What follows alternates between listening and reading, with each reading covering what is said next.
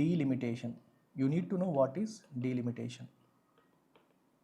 అసలు డీలిమిటేషన్ అంటే ఏంటో తెలియకపోతే అసలు ఈ బిల్ కానీ ఈ ఎంటైర్ ఎక్సర్సైజ్ కానీ మీకు అర్థం కాదు. సో డీలిమిటేషన్ అంటే అర్థం ఏంటమ్మా? సింపుల్గా చెప్పాలంటే redrawing the boundaries of Lok Sabha or Rajya Sabha, sorry not Rajya Sabha, redrawing the boundaries of Lok Sabha and state legislative assembly seats. అంటే ఇప్పుడు మనకి పార్లమెంటరీ కాన్స్టిట్యుయెన్సీస్ ఉంటాయి చూడండి, నియోజకవర్గాల యొక్క బౌండరీస్ని రీడ్రా చేయడాన్ని మనం ఏమంటాం? రీడ్రాయింగ్ చేయడం ఏమంటాం? డీలిమిటేషన్ అని చెప్పేసి అంటాం. సో డీలిమిటేషన్ ఎందుకు చేస్తారంటే over a period of time population అనేది చేంజ్ అవుతూ ఉంటుంది. ఒక పర్టికులర్ నియోజకవర్గంలో పాపులేషన్ బాగా పెరిగిపోవచ్చు, ఇంకో నియోజకవర్గంలో పాపులేషన్ బాగా తగ్గిపోవచ్చు. సో ఈ టైంలో ఈక్వల్ పాపులేషన్ ఉన్న రెండు నియోజకవర్గాలు over a period of time కొన్నాళ్ళు అయిన తర్వాత వాటి మధ్య పాపులేషన్లో డిఫరెన్సెస్ బాగా రావచ్చు. సో అలాంటప్పుడు ఏం చేస్తారు? పాపులేషన్ బాగా పెరిగిపోయిన నియోజకవర్గం యొక్క సైజు తగ్గించి పాపులేషన్ తక్కువ ఉన్న నియోజకవర్గం యొక్క సైజు పెంచుతారు. సో దట్ రెండింటి యొక్క పాపులేషన్ మోర్ ఆర్ లెస్ ఈక్వల్గా ఉండేలాగా చేయడం కోసం. సో డీలిమిటేషన్ యొక్క కోర్ ఆబ్జెక్టివ్ ఏంటి అంటే మనకి equal ratio of population to seats. ఈ రేషియో అనేది మోర్ ఆర్ లెస్ సేమ్ ఉండేలా చేయడం అనేది వాళ్ళ ఉద్దేశం. అంటే ఒక కాన్స్టిట్యుయెన్సీలో ఎంతమంది పాపులేషన్ ఉన్నారు అనే దాన్ని మోర్ ఆర్ లెస్ యూనిఫామ్గా మెయింటైన్ చేయాలి అనే ఆబ్జెక్టివ్తో ఈ పర్టికులర్ డీలిమిటేషన్ ఎక్సర్సైజ్ అనేది చేయడం జరుగుతుంది. అయితే డీలిమిటేషన్కి సంబంధించి కొన్ని ఇంపార్టెంట్ ఆర్టికల్స్ మీరు తెలుసుకోవాలి. అందులో ప్రధానంగా article 82. So article 82 of the constitution మనకి ఏం చెప్తుంది? So it provides legal basis for delimitation exercise. So ఇది ఏం చెప్తుందంటే you must readjust Lok Sabha seats after every census. Census అంటే ఏంటమ్మా? జనాభా లెక్కింపు జరిగిన ప్రతిసారి కూడా మీరు లోక్సభ సీట్స్ రీఅడ్జస్ట్ చేయాలి యూజింగ్ ఏ డీలిమిటేషన్ కమిషన్. ఒక డీలిమిటేషన్ కమిషన్ అనేది వేసి డీలిమిటేషన్ కమిషన్ ఏర్పాటు చేసి దాని ద్వారా సెన్సస్ అయిన తర్వాత మీరు లోక్సభ సీట్స్ని రీఅడ్జస్ట్ చేయాలని చెప్పి ఆర్టికల్ 82 మనకు చెప్తుంది. సిమిలర్గా అసెంబ్లీకి వచ్చేసరికి వీ హ్యావ్ ఆర్టికల్ 170. ఇది కూడా సేమ్ స్టోరీ చెప్తుంది. Readjust state legislative assembly seats after every census అని చెప్పి ఆర్టికల్ 170 చెప్తుంది. అయితే మీరు అడగొచ్చు, సార్ సెన్సస్ అయిన ప్రతిసారి కూడా ఈ రీఅడ్జస్ట్మెంట్ అనేది జరుగుతోందా? సెన్సస్ అయిన ప్రతిసారి కూడా రీఅడ్జస్ట్మెంట్ అనేది జరుగుతుందనే క్వశ్చన్ మీకు వస్తుంది. రెండోది, దీన్ని ఎవరు రికమెండ్ చేస్తారు? డీలిమిటేషన్ కమిషన్ అనేది రికమెండ్ చేస్తుంది అనేది కూడా ఇక్కడ క్లియర్గా మనం మెన్షన్ చేస్తున్నాం. అయితే అసలు ఈ డీలిమిటేషన్ కమిషన్ సంగతి ఏంటి? డీలిమిటేషన్ కమిషన్లో ఎవరు ఉంటారు మెంబర్స్? ఇది కూడా చూసిన తర్వాత ప్రతి సెన్సస్ తర్వాత నిజంగానే మనం ఈ పని చేస్తున్నామా లేదా అనేది చూద్దాం. డీలిమిటేషన్ కమిషన్ మనకు చెప్పాను కదా, డీలిమిటేషన్ కమిషన్ రావాలి అంటే డీలిమిటేషన్ యాక్ట్ రావాలి. డీలిమిటేషన్ యాక్ట్ ఎవరు చేయాలి? Act by parliament. So parliament అనేది డీలిమిటేషన్ చట్టం అనేది చేశాక ఆ చట్టాన్ని బేస్ చేసుకొని డీలిమిటేషన్ కమిషన్ అనేది ఏర్పడుతుంది. ఈ కమిషన్ ఏదైతే ఉందో ఈ కమిషన్ చాలా ఇంపార్టెంట్. ఈ కమిషన్ యొక్క orders they are equivalent to law. ఒక చట్టంతో ఈక్వల్. ఈ కమిషన్ ఏవైతే ఆర్డర్స్ పాస్ చేస్తుందో they have the force of law. And ఈ కమిషన్ యొక్క ఆర్డర్స్ని they cannot be challenged in కోర్టులో వాటిని ఛాలెంజ్ చేయలేము. మనం కోర్టులో ఛాలెంజ్ చేయలేమంటే ఒక చట్టం కన్నా పవర్ఫుల్ అవి. ఒక చట్టాన్నైనా మనం చట్టం సరిగ్గా లేదంటే ఛాలెంజ్ చేయొచ్చు, కానీ ఇది చట్టం కన్నా పవర్ఫుల్. వీటి ఆర్డర్స్ని కోర్టులో ఛాలెంజ్ కూడా మనం చేయలేం. మరి డీలిమిటేషన్ కమిషన్ యొక్క కంపోజిషన్ మనం గమనిస్తే దీంట్లో ఎవరెవరు ఉంటారంట? డీలిమిటేషన్ కమిషన్ కంపోజిషన్ మీరు తీసుకుంటే ప్రధానంగా దీంట్లో మనకు ఉండేది retired supreme court judge, chief election commissioner, state election commissioners దీంట్లో ప్రధానంగా మెంబర్స్గా ఉండడం అనేది జరుగుతుంది.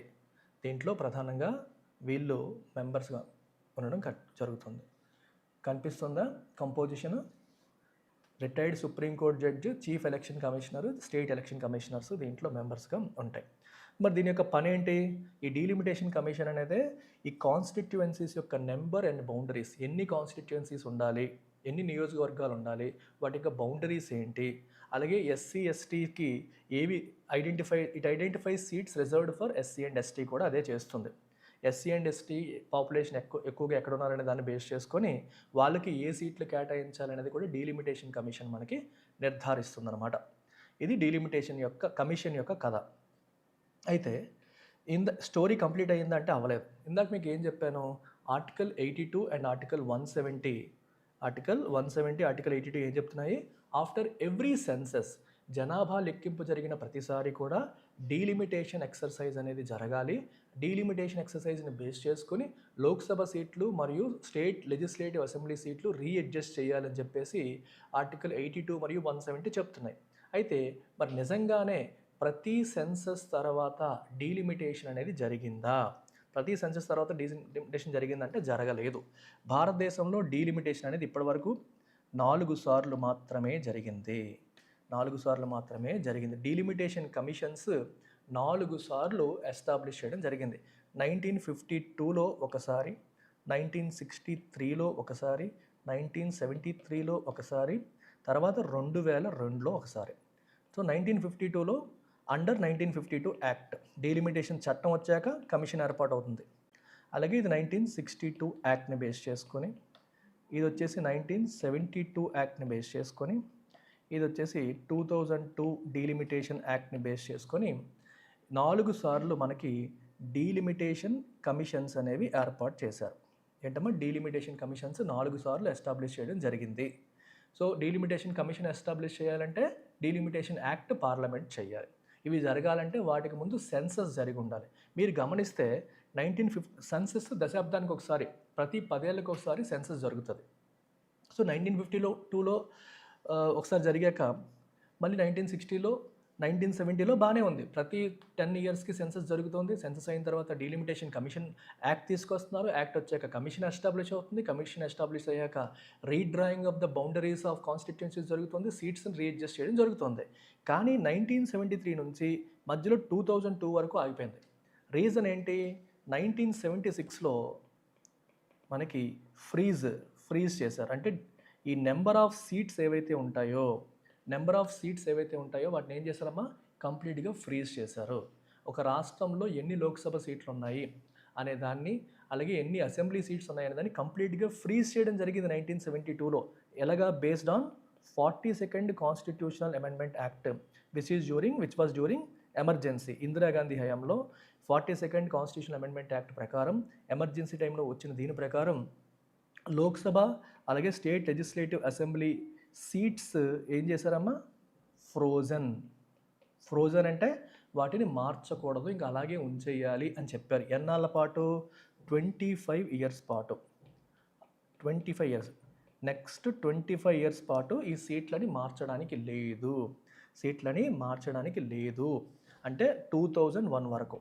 సో 2001 తర్వాత వచ్చే సెన్సస్ వరకు కూడా, మళ్ళీ 2001లో కూడా సెన్సస్ వస్తుంది కదా, ఆ సెన్సస్ అయిన తర్వాత అప్పుడు మళ్ళీ డీలిమిటేషన్ యాక్ట్ తీసుకొచ్చి డీలిమిటేషన్ కమిషన్ వేసుకొని మళ్ళీ మీరు redrawing of Lok Sabha boundaries, number of seats adjustment చేసుకోండి. ఈ 25 ఇయర్స్ పాటు మీరు 1976 ఇది ఏదైతే ఉందో 1971 సెన్సస్ ఏదైతే ఉందో ఆ సెన్సస్ బేస్ చేసుకునే ఏర్పాటు చేసిన సీట్స్ని మెయింటైన్ చేసేయండి. ఇప్పుడు 1973లో డీలిమిటేషన్ జరిగిందంటే దేన్ని బేస్ చేసుకొని? 1971 సెన్సస్ని బేస్ చేసుకొని, అంతే కదా. 1971లో కూడా మనకి జనాభా లెక్కింపు అయి ఉంటుంది. 1951లో, 61లో, 71లో, 81లో, 91లో, 2001లో, అలా 2011లో ప్రతి 10 ఏళ్ళకి ఒకసారి ఈ సెన్సస్ జనాభా లెక్కింపు అని జరుగుతూ ఉంటుంది. సో 2011 తర్వాత 2021లో కూడా జరగాలి. అన్ఫార్చునేట్లీ కరోనా టైం వల్ల జరగలేదు, ఎప్పటికీ జరగలేదు. ఇప్పుడు ఇంకా స్టార్ట్ చేయబోతున్నారు. 5 ఇయర్స్ డిలే అయిపోయింది. సో ఈసారి స్పెషల్ కేస్, కానీ ప్రతి 10 ఏళ్ళకి సెన్సస్ జరుగుతూనే వచ్చింది. సో 1971 సెన్సస్ని బేస్ చేసుకొని 1972లో డీలిమిటేషన్ యాక్ట్ వచ్చింది. దాన్ని బేస్ చేసుకొని 1973లో డీలిమిటేషన్ కమిషన్ వేశారు. దాన్ని బేస్ చేసుకొని సీట్స్ రీఅడ్జస్ట్మెంట్ చేయడం అనేది జరిగింది. ఆ తరువాత 1976లో మళ్ళీ 1981లో మార్చాలి. కానీ 1981లో మార్చనీయకుండా 91లో మార్చనీయకుండా 1976లో ఏం చేశారు, ఇందిరాగాంధీ హయాంలో 42వ రాజ్యాంగ సవరణ చట్టాన్ని తీసుకొచ్చి దాన్ని బేస్ చేసుకొని 20 సంవత్సరాల పాటు లోక్సభ సీట్లు రాజ్యసభ సీట్లు కంప్లీట్గా ఫ్రీజ్ అయిపోవాలి అని చెప్పారు. మరి ఫ్రీజ్ అవ్వాలంటే డీలిమిటేషన్ ఎక్సర్సైజ్ అనేది ఆగిపోవాలి. అందుకే మనకి చాలా కాలం పాటు అక్కడి నుంచి ఒక 25 ఏళ్ల పాటు డీలిమిటేషన్ యాక్ట్ రాలేదు, డీలిమిటేషన్ కమిషన్ కూడా ఏర్పాటు చేయకుండా అలా వదిలేయడం అనేది జరిగింది. అంటే 1971 సెన్సస్ని మనం ఈ రోజుకి కూడా ఫాలో అవుతున్నాము. ఏ రాష్ట్రంలో ఎన్ని లోక్సభ సీట్లు ఉన్నాయి, ఏ రాష్ట్రంలో ఎన్ని అసెంబ్లీ సీట్లు ఉన్నాయని దేని మీద ఆధారపడుతుంది, 1971 బేసిస్ మీదే ఆధారపడి ఉంది. అయితే మీకు డౌట్ వస్తుంది, ఎందుకు ఫ్రీజ్ చేశారు, అసలు ఫ్రీజ్ చేయాల్సిన అవసరం ఏంటి, రీజన్ ఏంటి అనేది ఏంటంటే, ఆ టైంలో ప్రభుత్వం ఫ్యామిలీ ప్లానింగ్ని బాగా ఎక్కువగా ఎంకరేజ్ చేసింది. అన్ని రాష్ట్రాలు కూడా మీరు ఫ్యామిలీ ప్లానింగ్ చెయ్యండి, మీరు ఎంకరేజ్ చేయండి, మీ యొక్క జనాభాని నియంత్రించండి అని చెప్పేసి అన్ని రాష్ట్రాలని అప్పటి కేంద్ర ప్రభుత్వం ఎంకరేజ్ చేసింది. చాలా ఇన్సెంటివ్స్ ఇచ్చింది, బెనిఫిట్స్ ఇచ్చింది, ఫ్యామిలీ ప్లానింగ్ని ఫాలో అవ్వమని చెప్పింది.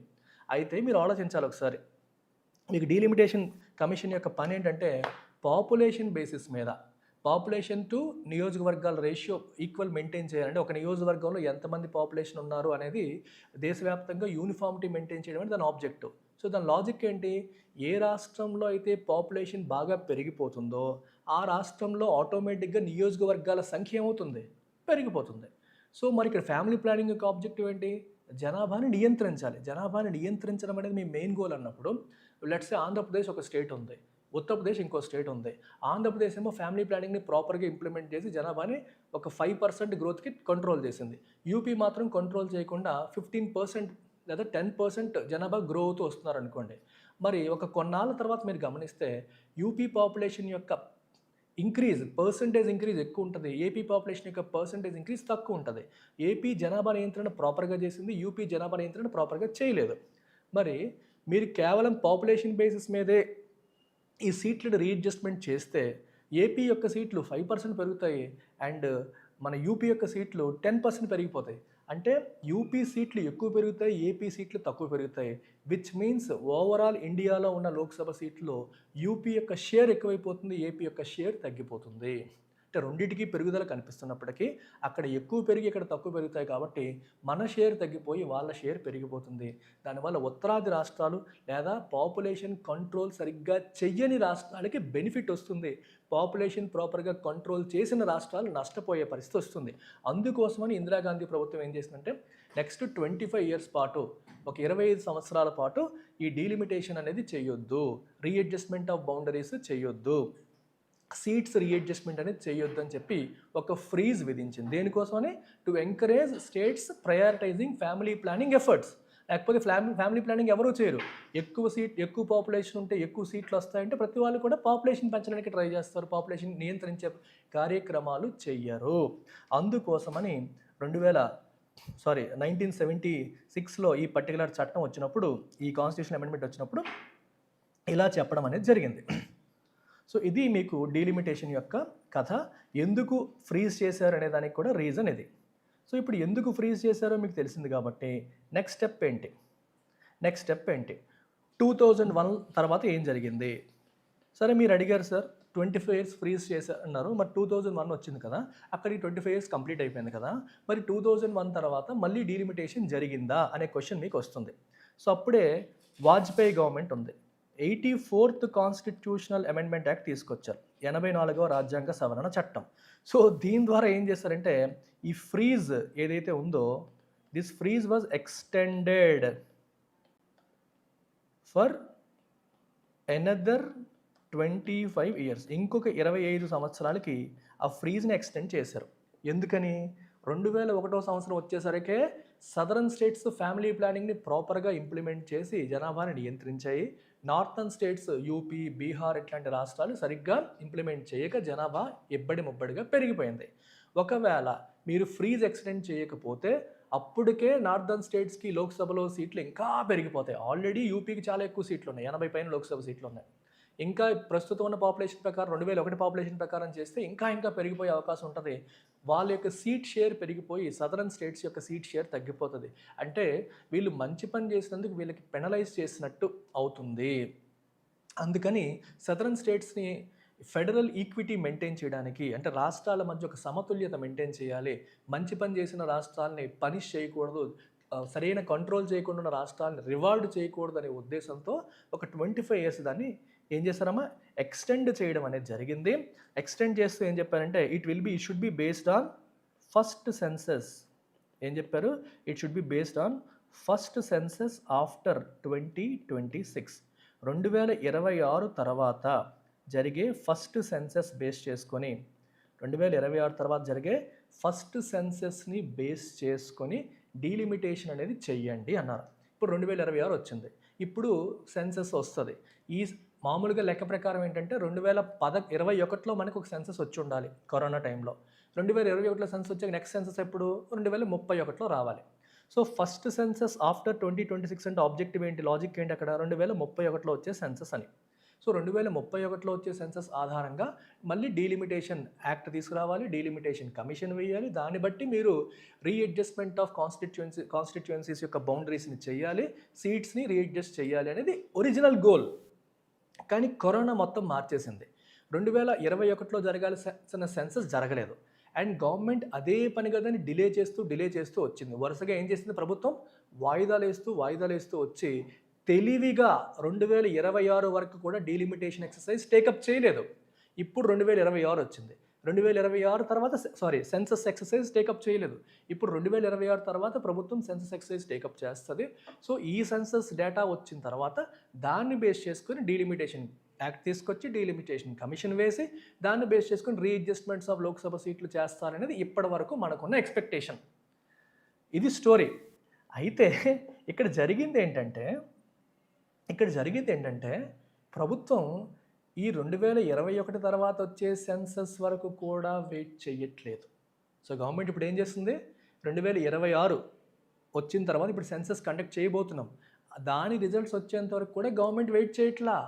ఏం చేస్తుంది? ఇప్పుడు ఇంకొక రాజ్యాంగ సవరణ చట్టాన్ని తీసుకొచ్చి 131వ రాజ్యాంగ సవరణ చట్టాన్ని తీసుకొచ్చి 2011 సెన్సస్ ఆధారంగా డీలిమిటేషన్ ఫినిష్ చేసేద్దామని ప్లాన్ చేస్తుంది. ఏం చేస్తుంది? 2011 సెన్సస్ ఆధారంగా డీలిమిటేషన్ ఎక్సర్సైజ్ని కానిచ్చేద్దామని చూస్తుంది. అంటే అర్థం ఏంటి? 84వ రాజ్యాంగ సవరణ చట్టం చెప్పిన దాన్ని ఇప్పుడు ఫాలో అవ్వట్లేదు. అంటే ఒక రాజ్యాంగ సవరణ చట్టాన్ని మనం ఫాలో అవ్వట్లేదు అంటే అర్థం ఏంటి? అది ఎలా చేయగలుగుతాం? ఇంకో రాజ్యాంగ సవరణ ద్వారానే చేయగలుగుతాం, నార్మల్ చట్టం ద్వారా చేయలేం. అంటే రాజ్యాంగాన్ని మళ్ళీ సవరించాలి. So 84th constitutional amendment act ఏం చెప్పింది అనే దాన్ని ప్రభుత్వం ఇప్పుడు మార్చడానికి ప్రయత్నం చేస్తుంది.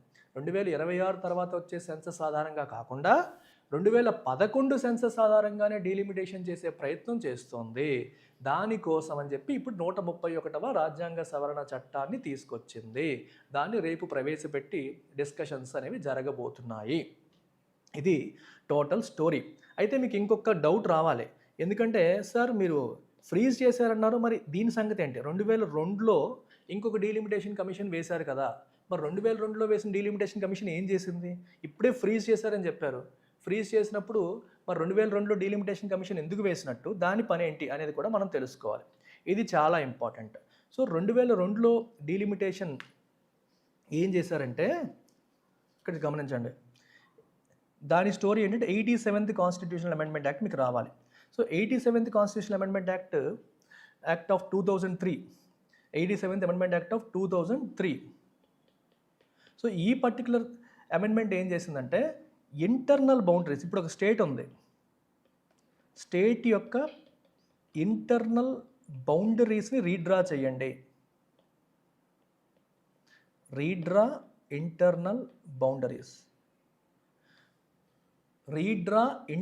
Boundaries without changing number of seats.